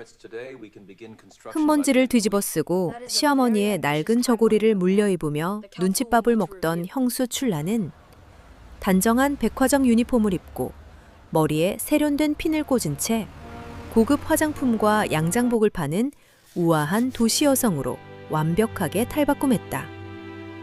만호와 출란 부부가 나란히 말끔한 차림으로 읍내로 출근하던 첫날 아침, 마을 사람들은 살인문 밖으로 고개를 내밀고 자신들의 두 눈을 의심하며 경악을 금치 못했다. 불과 얼마 전까지 보릿고개에 굶어 죽어간다며 노골적인 멸시와 조롱을 퍼부었던 가난한 부부가 이제는 감히 범접할 수 없는 아우라를 풍기며 읍내의 엘리트 노동자가 되어 출근하는 광경은 촌사람들에게 그야말로 벼락 같은 충격이었다. 선우는 햇살알이 비추는 텐마루에 여유롭게 앉아 형과 형수의 멀어지는 든든한 뒷모습을 바라보며 만족스러운 옅은 미소를 지었다. 이제 가족들의 운명은 지긋지긋한 가난의 늪을 빠져나와 완벽하게 안전하고 견고한 궤도에 올랐다. 그리고 읍내를 향하는 선호의 날카로운 시선은 야미시장과 파출소를 넘어 더 깊고 거대한 권력의 정점인 군수와 부군수를 향해 매섭게 번뜩이고 있었다. 임선호의 거침없는 행보는 읍내 야미시장의 검은 돈을 긁어모으고 파출소 순경들을 수적으로 부리는 선에서 결코 멈출 계획이 없었다. 1960년대 초반 군사정권의 서슬퍼런 통치 아래서 진정한 안전과 영원한 권력을 누리기 위해서는 지역사회의 절대적인 지배자인 군수의 든든한 뒷배경이 반드시 필요했다. 선우는 파출소 김 소장을 은밀히 구워 삶아 군수관사의 깊은 속사정을 캐어내는 데 성공했다. 당시 지역의 제왕으로 군림하던 군수에게는 남모를 깊은 치부가 하나 있었는데 바로 그의 아내가 10여 년째 아이를 갖지 못하는 지독한 불임과 그로 인한 극심한 우울증에 시달리고 있다는 사실이었다. 읍내에 네로라 하는 의사들과 전국에 유명하다는 한의원들을 모두 전전하며 좋다는 약을 쏟아부었지만 군수 부인의 병세는 나날이 악화되어 이제는 식음조차 전폐하고 안방에 틀어박혀 죽은 사람처럼 지내고 있었다. 대를 잇지 못한다는 가혹한 멸시와 억압이 여인들의 목을 조르던 시대에 군수 부인의 고통은 이루 말할 수 없이 참혹한 것이었다. 선우는 이 절망적인 상황이야말로 자신이 읍내의 최고 권력을 완벽하게 장악할 수 있는 하늘이 내린 기회임을 직감했다. 선우는 김 소장의 간곡한 주선으로 삼엄한 경비를 뚫고 화려한 군수관사의 무거운 대문을 넘어섰다. 권위적인 군수는 깡마른 총구석 소년이 의원 행세를 하며 나타난 것에 경노하며 당장 쫓아내려 했지만 지푸라기라도 잡고 싶었던 부인의 핏기 없는 얼굴을 보며 차마 호통을 치지 못했다. 화려한 자개장이 놓인 침방에 들어선 선우는 파리하게 질린 얼굴로 누워있는 부인의 진맥을 조심스럽게 짚었다. 신비한 공간에서 얻은 절대적인 의학 지식과 통찰력이 선우의 뇌리를 스치며 부인의 뱃속 깊은 곳에 얼음장처럼 차갑게 뭉쳐있는 흉악한 냉기와 꽉 막혀버린 기혈의 흐름을 완벽하게 읽어냈다. 선우는 거침없는 손놀림으로 호롱불에 은침을 달구고 부인의 하복부와 손끝, 발끝의 핵심 혈자리에 삼광처럼 빠르고 정확하게 침을 찔러 넣었다. 동시에 신비한 공간에서 100년 묵은 산삼의 잔뿌리와 영험한 샘물을 지식이고 다려 만든 짙은 흑갈색의 탕약을 부인의 입가에 조심스럽게 흘려 넣었다. 시술이 시작된 지 불과 반씩경도 지나지 않아 관사 안의 모든 사람들을 경악하게 만드는 믿을 수 없는 기적이 일어났다. 수년 동안 얼음장처럼 차가웠던 부인의 손발에 뜨거운 온기가 돌기 시작했고 잿빛이었던 뺨에는 붉은 생기가 도드라지게 피어올랐다. 극심한 우울증과 통증에 짓눌려 앓는 소리조차 내지 못하던 부인이 자리에서 번쩍 일어나 앉으며 가슴속을 꽉 막고 있던 검붉은 핏덩어리를 한 움큼 토해냈다. 10년 묵은 지독한 체증과 자궁을 틀어막고 있던 사악한 냉기가 단숨에 씻겨 내려가는 경이로운 순간이었다. 부인은 뜨거운 눈물을 쏟아내며 온몸이 날아갈 듯이 가볍고 뱃속이 훈훈해졌다며 선호의 두 손을 부여잡고 오열했다. 곁에서 이 모든 과정을 숨죽여 지켜보던 군수는 체면도 잊은 채 털썩 무릎을 꿇고 선호의 손을 꽉 움켜쥐었다. 군수는 자신의 모든 권력과 재산을 동원해서라도 이 엄청난 은혜를 평생토록 갚겠다고 맹세하며 눈물을 훔쳤다. 읍내를 쥐락펴락하는 최고 권력자의 거대한 방패가 비로소 15살 촌구석 소년의 등 뒤로 완벽하게 내려앉는 순간이었다. 관사를 빠져나오는 선호의 발걸음은 깃털처럼 가벼웠고 그의 현명한 눈빛은 이미 읍내를 넘어 더 아득하고 거대한 세상을 향해 맹렬하게 타오르고 있었다. 이제 강원도 태백산 자락의 작은 읍내에서 임선호라는 이름 석자는 그 누구도 감히 올려다볼 수 없는 절대적인 신하이자 완벽한 성역으로 굳어지고 있었다. 군수의 강력한 비호를 얻어내며 읍내의 절대적인 권력망을 완성한 임선호는 다시 평범한 산골 소년의 일상으로 돌아온 듯 보였다. 어느덧 태백산맥에는 살을 에이는 듯한 매서운 혹한이 닥쳐왔고 천지를 뒤덮은 폭설은 산골 마을을 완벽하게 고립시켰다. 땔감과 귀한 약초를 구한다는 핑계로 허리춤에 낫을 차고 눈 덮인 깊은 산속으로 홀로 발걸음을 옮긴 선호는 평소 짐승들도 다니지 않는 험준한 능선으로 잡아들었다. 하얗게 얼어붙은 적막한 숲속을 헤치고 나아가던 선호의 예민한 감각에 문득 이질적인 냄새가 바람을 타고 스쳐 지나갔다. 그것은 짐승의 누린내나 썩은 나무 냄새가 아니었다. 짙은 피비린내와 함께 섞여 있는 매캐한 화약 냄새였다. 순간 선호의 온몸에 소름이 돋으며 팽팽한 긴장감이 감돌았다. 발소리를 죽이고 냄새의 진원지를 향해 조심스럽게 다가가던 선호는 눈 덮인 비탈길 아래 교묘하게 숨겨진 작은 동굴 입구를 발견했다. 동굴 주변의 눈밭에는 군화 발자국이 어지럽게 찍혀 있었고 핏자국이 얼어붙어 붉은 얼룩을 만들고 있었다. 당시 6.25 전쟁이 끝난 지 불과 10여 년밖에 지나지 않은 1960년대 초반의 대한민국은 수시로 북에서 내려오는 무장 공비들의 위협에 시달리고 있었다. 선호는 바위 뒤에 몸을 납작하게 엎드리고 동굴 안의 동태를 살폈다.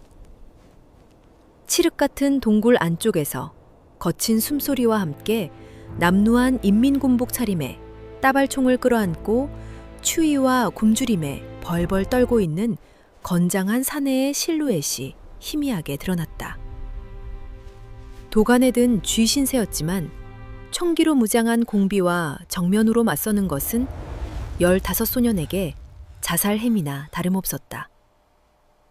평범한 사람이라면 비명을 지르며 도망치다 등 뒤에서 날아오는 총탄에 목숨을 잃었겠지만 2번의 생을 살며 지옥의 문턱을 넘어본 선호의 두 눈은 빙판처럼 차갑고 냉철하게 빛나고 있었다. 선호는 숨소리조차 내지 않고 뱀처럼 바닥을 기어 동굴에서 멀찍이 떨어진 안전한 곳으로 물러났다. 그는 곧바로 신비한 공간 안으로 의식을 밀어넣어 갓 구워낸 멧돼지 고기와 김이 모락모락 나는 달콤한 군고구마를 꺼냈다. 그리고 동굴 입구에서 불과 10여 걸음 떨어진 눈밭 아래에 날카롭게 깎은 나뭇가지들을 박아넣고 깊은 구덩이를 파서 정교한 함정을 만들었다. 함정 위를 나뭇가지와 눈으로 감쪽같이 덮은 선우는 고기와 고구마를 함정 너머에 교묘하게 배치하여 그 미칠 듯이 달콤하고 기름진 냄새가 칼바람을 타고 동굴 안으로 곧장 흘러들어가도록 만들었다.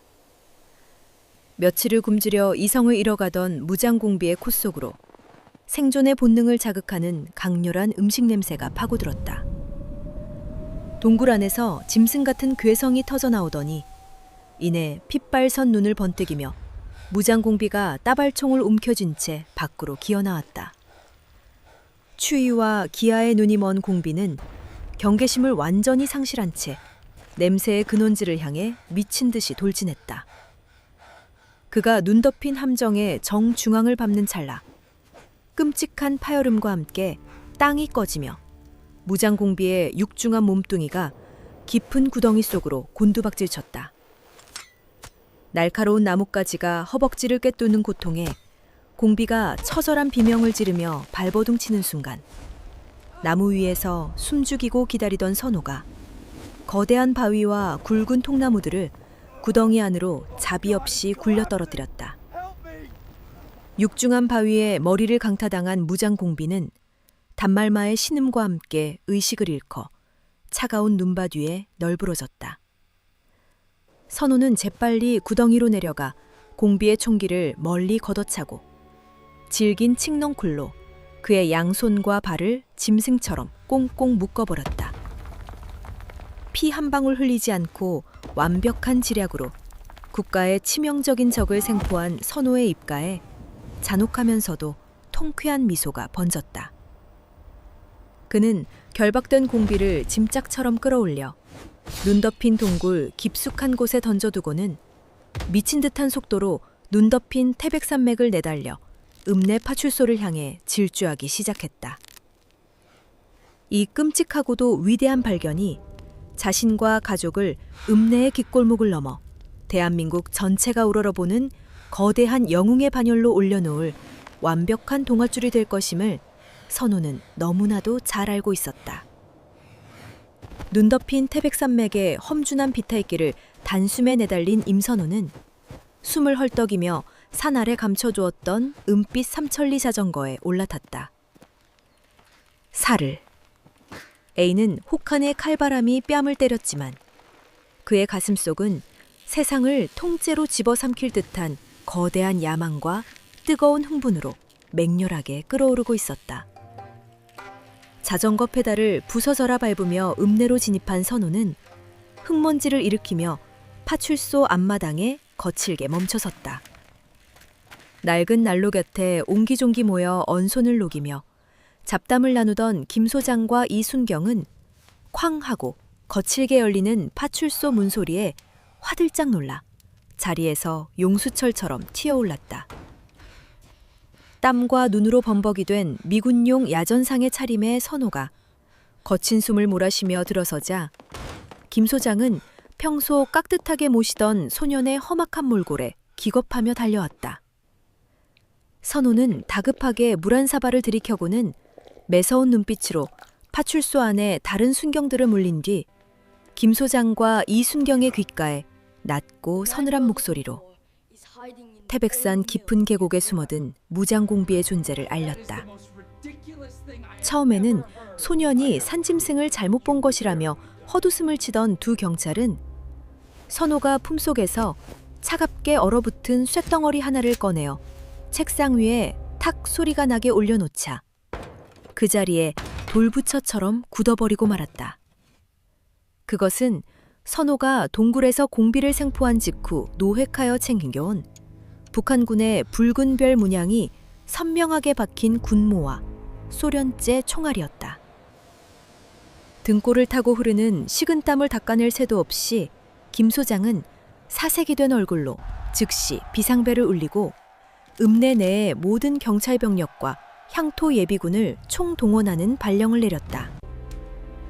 사이렌 소리가 찢어질 듯 울려 퍼지는 가운데 수십 명의 무장병력이 선호의 길 안내를 받으며 살얼음판 같은 태백산맥의 가파른 능선을 기어올랐다. 잔뜩 독이 오른 짐승처럼 총구를 겨누고 핏빛 능보라를 헤치며 마침내 선호가 파놓은 함정 근처의 동굴에 도착한 병력들은 자신들의 두 눈을 의심하며 경악을 금치 못했다. 대한민국의 건장한 군경 수십 명이 투입되어도 생포하기 힘들다는 극악무도한 무장공비가 온몸에 칡넝쿨로 꽁꽁 묶인 채 피투성이가 되어 바닥에 처참하게 널브러져 있었기 때문이다. 15살 깡마른 총구석 소년이 맨손으로 지형지물을 이용해 이 무시무시한 살인마를 완벽하게 제압했다는 사실에 김 소장과 병력들은 턱이 빠질 듯 입을 벌린 채 선호를 경외의 눈빛으로 우러러보았다. 이 믿을 수 없는 전대미문의 사건은 전하를 타고 도청 소재지인 춘천을 넘어 서울의 수뇌부까지 단숨에 보고되며 전국을 발칵 뒤집어 놓는 거대한 지진을 일으켰다. 며칠 뒤 읍내에서 가장 큰 학교 운동장에서는 강원도 도지사가 직접 헬기를 타고 내려와 성대한 표창 수여식을 거행했다. 수천 명의 군중과 기자들이 구름대처럼 몰려든 단상 위에서 단정한 교복을 차려입은 임선호는 자랑스러운 반공소년 영웅으로 호명되며 도지사로부터 번쩍이는 훈장과 함께 평생 만져보지도 못할 거액의 현금이 든 포상금 봉투를 수여받았다. 덩달아 특진의 영광을 안게 된 김 소장과 이순경은 단상 아래서 선호를 향해 눈물을 훔치며 충성을 맹세하듯 거수 경례를 올렸다. 읍내의 낡은 확성기에서는 선호의 위대한 공적을 찬양하는 방송이 쩌렁쩌렁하게 울려 퍼졌고 과거 선원의 가족을 몰락한 지주라며 침을 뱉고 조롱하던 마을 사람들은 이제 감히 쳐다보지도 못할 까마득한 권력의 정점에 올라선 소년의 영웅적인 자태를 보며 두려움과 경외감에 무릎을 꿇었다. 선원은 수천 명의 환호성을 귓전으로 들으며 단상 위에서 묵묵히 읍내의 전경을 내려다보았다. 가난과 굶주림에 쫓기던 나약한 소년은 이제 막대한 부와 압도적인 명예, 그리고 대한민국 공권력과 최고 권력자들의 완벽한 비호를 동시에 거머쥔 절대적인 성역으로 군림하게 된 것이다. 뜨거운 조명과 카메라 플래시 세례 속에서 선호의 짙은 눈동자는 이 거대한 영광을 발판 삼아 자신의 고향 마을 전체를 어떻게 완벽한 돈줄이자 난공불락의 요새로 개조할 것인지 벌써부터 다음의 거대한 청사진을 차갑게 그리고 있었다. 도지사의 헬기가 거대한 흙먼지를 일으키며 춘천 하늘로 사라진 뒤 임선호는 번쩍이는 관용차의 뒷좌석에 깊숙이 기대어 고향 마을로 향했다. 불과 몇 달 전만 해도 다 쓰러져가는 낡은 지게를 짊어지고 굶주린 배를 움켜쥔 채 눈보라치는 태백산을 오르내리던 깡마른 소년의 곁에는 이제 읍내 최고의 권력자인 파출소 김 소장과 거액의 포상금 봉투가 든든하게 자리 잡고 있었다. 마을 어귀에 관용차가 부드럽게 멈춰서자 마중을 나와 있던 촌장 이장 아저씨를 비롯한 온 동네 사람들이 일제히 허리를 깊숙이 굽히며 땅바닥에 엎드릴 듯이 선호를 맞이했다. 과거 선원의 가족의 몰락한 지주 집안이라며 삿대질하고 보릿고개에 냉수 한 그릇 내어주지 않던 이기적이고 매몰찼던 이웃들의 얼굴에는 이제 두려움을 넘어선 맹목적인 숭배와 경외감이 가득했다. 선호는 차에서 내려 거만한 표정을 짓는 대신 특유의 서늘하고도 속을 알 수 없는 옅은 미소를 지으며 이장 아저씨의 거친 손을 맞잡았다. 사실 이장 아저씨는 지난 겨울 지독한 굶주림과 열병으로 죽음의 문턱을 헤맬 때 선호가 신비한 공간에 영험한 샘물고 약초로 목숨에 살려준 생명의 은인이었다. 선호는 도지사에게 받은 막대한 포상금 봉투를 이장 아저씨의 품에 거침없이 안겨주며 이 돈으로 당장 읍내 우시장으로 달려가 튼튼하고 질 좋은 새끼 돼지 수십 마리를 사들여 마을의 모든 가구에 무상으로 나누어 주라는 파격적인 지시를 내렸다.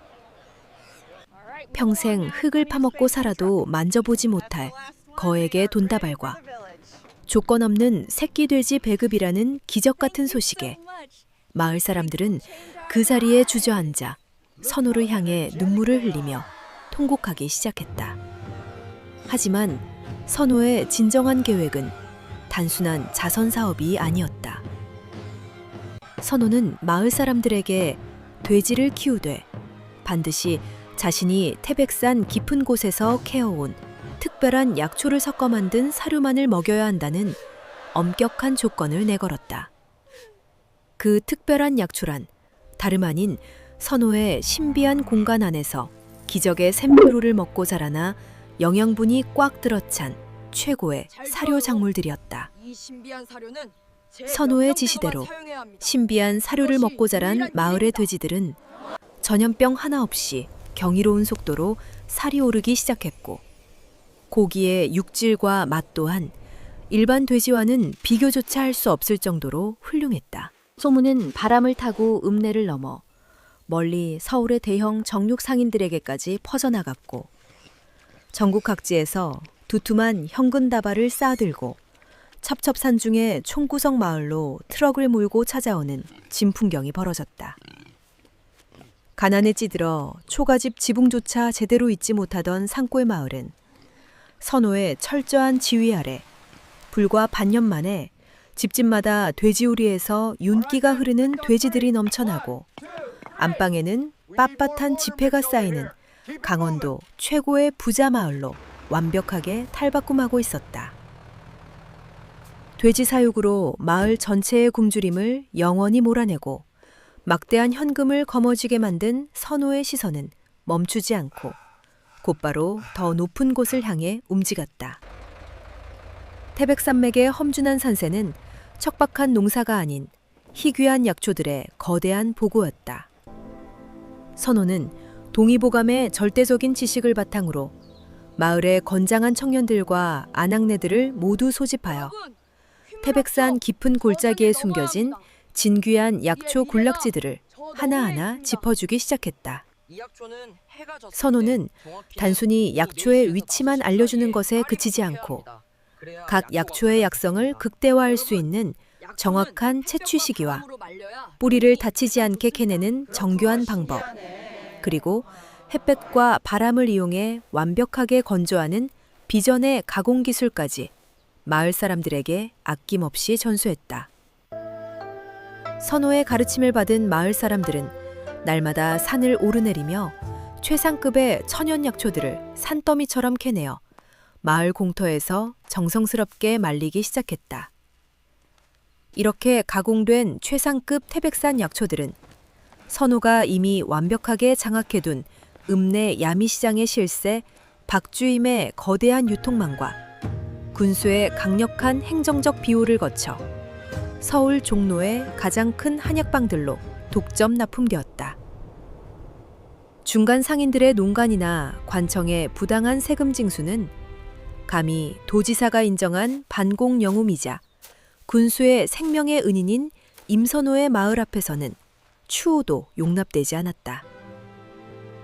서울의 깐깐한 한의사들은 선원의 마을에서 올라온 약초들의 압도적인 효능과 향기에 혀를 내두르며 부르는 게 값일 정도로 엄청난 액수의 수표를 기꺼이 지불했다. 끝없이 밀려드는 현금 다발은 이장 아저씨를 통해 마을 사람들의 노동력에 비례하여 공정하게 분배되었고, 마을 사람들은 이제 선호를 단순한 이웃집 소년이 아닌 자신들의 숨통을 쥐고 있는 거룩한 신앙의 대상으로 떠받들기 시작했다. 아침에 눈을 뜨면 선원의 집을 향해 감사의 기도를 올리는 아낙네들이 생겨났고, 마을의 크고 작은 모든 분쟁과 결정권은 이장이 아닌 선호의 말 한마디에 의해 절대적으로 좌우되었다. 과거 임선호 일가를 조롱했던 친척 아재와 앞집 여편네조차 선호가 지나갈 때면 바닥에 이마를 짓짖으며 충성을 맹세했다.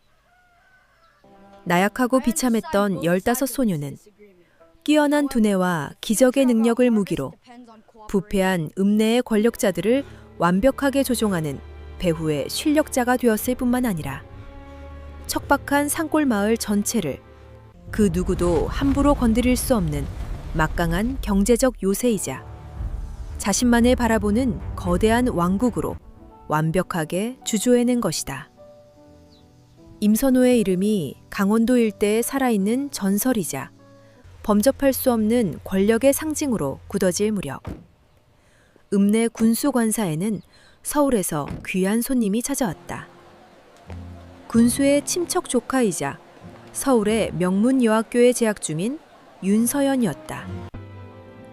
눈부시게 하얀 피부와 세련된 서울 말씨, 그리고 티 없이 맑은 미소를 가진 그녀는 전생의 선호가 감히 올려다보지도 못하고 가슴 깊은 곳에 묻어두어야만 했던 처절한 첫사랑이자 영원히 닿을 수 없는 하얀 달빛 같은 존재였다. 전생의 선호는 굶주림에 찌든 더러운 몰골과 해진 집신차림으로 화려한 마차를 타고 지나가는 그녀의 뒷모습을 쫓으며 남몰래 피눈물만 삼켰고, 평생을 지독한 열등감과 신분 격차라는 거대한 벽에 부딪혀 그녀의 그림자조차 밟지 못한 채 비참하게 늙어갔었다.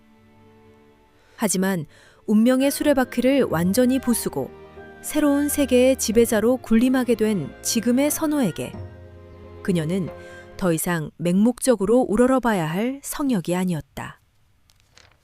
읍내 야미시장의 장부를 확인하고 군수관사에 들러 차를 마시던 선우는 화려하게 꾸며진 관사 정원에서 봄꽃을 구경하던 윤서연과 우연히 마주쳤다. 소문으로만 전해 듣던 무장 공비를 때려잡은 앳된 반공 영우이자 죽어가는 사람도 살려낸다는 신들린 명의가 눈앞에 이 담담하고 굳센 소년이라는 사실에 윤서연은 강렬한 호기심을 품고 붉어진 얼굴로 먼저 다가왔다. 그녀는 맑은 눈망울을 호수처럼 빛내며 선호에게 장터와 관사에서 화제가 된 특별한 산약초, 멧돼지 고깃찜의 요리 비법을 알려달라며 수줍은 목소리로 은근슬쩍 짙은 호감을 드러냈다. 전생에 나약했던 선호였다면 천상의 요정 같은 그녀가 자신에게 말을 걸어준 것만으로도 심장이 터질 듯이 요동치며 얼굴이 붉게 달아오르고 혀가 굳어 어쩔 줄 몰라 했을 것이다. 하지만 현재 미군용 야전 상의를 어깨에 걸치고 수많은 생사와 권력의 암투를 넘나든 선호의 눈빛은 깊고 고요한 심연처럼 한치의 흔들림도 없었다. 선호는 특유의 서늘하고 정중한 태도로 태백산맥 깊은 곳에서 캐낸 약초의 독성을 제거하는 법과 고기의 핏물을 빼고 끓는 물의 세기를 조절하는 요리법을 마치 교과서를 읽듯 건조하고 차분하게 설명해 주었다. 문 남성들의 애타는 시선과 굽신거림에 익숙했던 윤서연은 자신에게 완벽하게 보이지 않는 선을 그으며 따뜻하게 거리를 두는 선호의 태도에 적잖이 당황하며 아쉬운 기색을 감추지 못했다. 요리법 설명을 깔끔하게 마친 선호는 그녀의 아쉬운 눈빛을 철저하게 외면한 채 가볍게 목례를 하고는 단 한 번도 뒤를 돌아보지 않고 꼿꼿한 자세로 관사 정원을 빠져나왔다. 화려한 최고급 양장복을 입은 서울의 여학생과 거친 산골바람을 몰고 다니는 소년의 그림자가 봄볕이 내리쬐는 정원 바닥에서 정반대의 방향으로 길게 흩어졌다. 관사의 무거운 철문을 나서는 선호의 발걸음은 깃털처럼 가벼웠고 가슴속은 시리도록 상쾌했다. 전생에서 평생을 갉아먹던 비참한 열등감과 닿을 수 없는 환영에 대한 헛된 미련이라는 이름의 낡은 족쇄가 마음속에서 완벽하게 부서져 가루가 되는 순간이었다. 과거의 환영에 불과한 헛된 사랑 따위는 이제 거대한 제국을 향해 질주하는 선호의 심장 속에 더 이상 비집고 들어갈 틈조차 없었다. 무의미한 감정의 찌꺼기를 말끔히 털어낸 그의 머릿속에는 오직 척박한 보릿고개 시절 자신을 대신해 목숨을 바치려 했던 가족들과 묵묵히 자신의 곁을 지키며 진정한 헌신을 보여준 단 한 명의 진짜 인연을 향한 묵직한 책임감만이 거대한 산맥처럼 조용히 자리 잡고 있을 뿐이었다. 관사에서의 허무한 만남을 뒤로하고 고향 마을로 돌아온 임선호의 발걸음을 이끈오는 곳은 따로 있었다. 초가 지붕을 걷어내고 번듯한 기와를 얹은 선원의 집 마당에는 늦은 밤까지 은은한 호롱불이 켜져 있었다. 캔마루에는 며칠 전부터 선호의 집안일을 도맡아 하겠다며 스스로 들어온 이장 아저씨의 외동딸 이수아가 홀로 앉아 해진 옷가지를 깁고 있었다. 지난 겨울 선호가 굶주림과 병마로 죽어가던 이장 아저씨를 기적의 의술로 살려낸 이후 수아는 생명의 은혜를 평생 종노릇으로라도 갚겠다며 선호네 집 문턱을 넘었다. 선호의 부모님은 수아를 친딸처럼 아끼며 만류했지만 수아의 굳은 고집을 꺾을 수는 없었다. 수아는 이른 새벽부터 일어나 꽁꽁언 우물물에 손을 담가 빨래를 하고 가마솥에 불을 지피며 늙은 부모님의 수바요과 어린 조카들을 지극정성으로 돌보았다.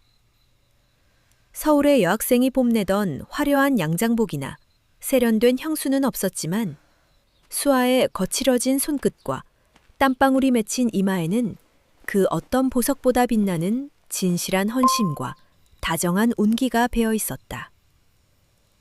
달빛이 은은하게 쏟아지는 마당에 들어선 선호는 인기척을 내지 않고 묵묵히 일하는 수아의 뒷모습을 한참 동안 바라보았다. 화려하지만 차갑고 공허했던 과거의 환영은 완전히 부서져 사라지고 이제 선호의 텅 빈 가슴을 묵직하고 따뜻하게 채우는 것은 수아의 투박하지만 진실한 마음뿐이었다. 선호의 조심스러운 발소리에 화들짝 놀라 고개를 든 수아는 서둘러 바느질 거리를 등 뒤로 감추며 자리에서 일어났다. 수아의 붉어진 뺨 위로 부끄러움과 함께 도저히 숨길 수 없는 깊은 애정이 쏟아지는 달빛을 받아 선명하게 드러났다. 수아는 덜덜 떨리는 손으로 품속에서 밤을 새워 직접 수놓은 붉은 무명 주머니 하나를 꺼내어 선호의 거친 손에 조심스럽게 쥐어주었다. 투박하고 삐뚤빼뚤한 바느질 솜씨였지만 그 안에는 총구석의 15소년을 향한 수아의 변치 않는 순정과 목숨을 건 수줍은 고백이 온전히 담겨 있었다.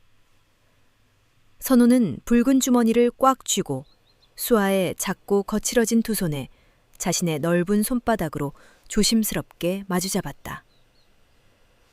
읍내의 부패한 권력자들을 쥐락펴락하고 무장공비를 때려잡던 서늘하고 날카로운 선호의 눈빛은 어느새 춘공기를 밀어내는 따스한 봄바람처럼 부드럽고 다정하게 녹아내리고 있었다. 선호는 수아의 맑은 눈동자를 깊이 응시하며 흔들림 없는 묵직한 목소리로 입을 열었다. 지금은 비록 거친 산골짜기의 흙바닥을 딛고 있지만 정확히 3년 뒤 자신이 온전한 성인이 되는 날 읍내에서 가장 크고 화려한 예식장을 통째로 빌려 세상 그 누구보다 눈부시고 아름다운 신부로 만들어주겠노라고 굳게 약속했다. 수아의 두 눈에서 벅찬 감격의 눈물이 흘러내려 선호의 손등을 따뜻하게 적셨다. 밤하늘을 수놓은 무수한 별빛 아래서 두 사람의 그림자가 마침내 하나로 겹쳐졌다. 지독한 가난과 굶주림 속에서 핏빛 눈물을 흘리며 처참하게 쓰러져갔던 전생의 끔찍한 비극은 이제 완벽하게 지워졌다. 신비한 기적의 공간과 치열하고 냉철한 지략으로 무장한 소녀는 이제 든든한 가족과 사랑하는 여인, 그리고 자신에게 절대적인 충성을 맹세한 마을 사람들을 이끌고 다가올 1970년대의 눈부신 경제부흥 시대를 향해 거침없는 첫발을 내디디고 있었다. 척박했던 태백산맥의 험준한 산자락에 자리 잡은 작은 기와집 지붕 위로 영원히 꺼지지 않을 찬란한 제국의 붉은 태양이 장엄하게 솟아오르고 있었다.